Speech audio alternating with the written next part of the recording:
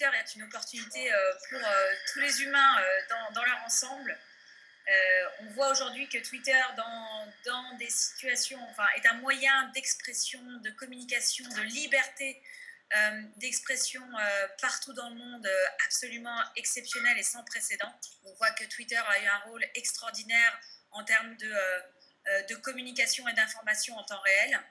Donc je dirais que déjà, Twitter est une opportunité extraordinaire pour l'humain en général, pour communiquer partout dans le monde en temps réel.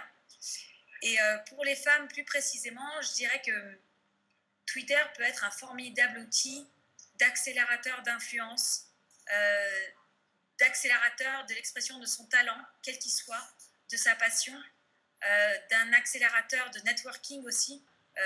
Voilà, Twitter est un outil qui permet cette mise en relation directe pour les femmes en particulier dans leur rayonnement personnel, professionnel, dans leur influence par rapport à un projet, par rapport à une mission, par rapport à des convictions. Twitter peut être un fabuleux accélérateur voilà, d'achievement, de réussite, de réalisation. Il y a des tweets mythiques, des tweets historiques. Madeleine Albright, donc la secrétaire d'État aux États-Unis, qui tweet son arrivée sur Twitter. Oprah Winfrey, qui tweet j'arrive sur Twitter, c'est comme être au 21e siècle.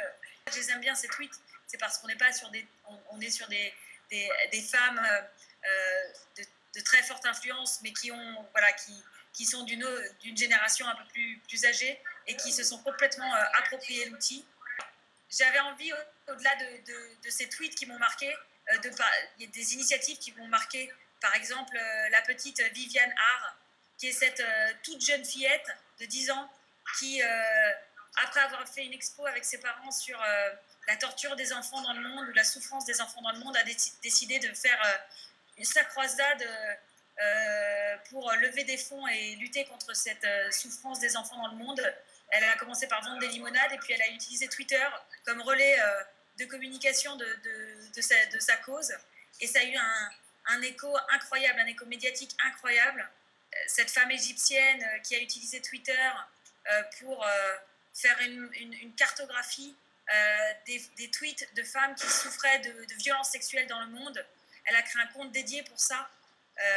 Et aujourd'hui, ce compte, il est repris, il sensibilise tous les médias et il a un vrai effet sur la sensibilisation du reste du monde par rapport à ce sujet-là de la violence des femmes. Je ne sais pas s'ils ont un genre, et d'ailleurs peut-être peu importe le genre, les tweets ont une personnalité. Les tweets ont une plume. Les tweets sont un peu le reflet de l'âme en 140 caractères. Le tweet est l'haïku des temps modernes. Je dirais plutôt qu'à défaut d'avoir un genre, les tweets ont vraiment un caractère, une personnalité très forte. Donc n'ayez pas peur, allez sur Twitter.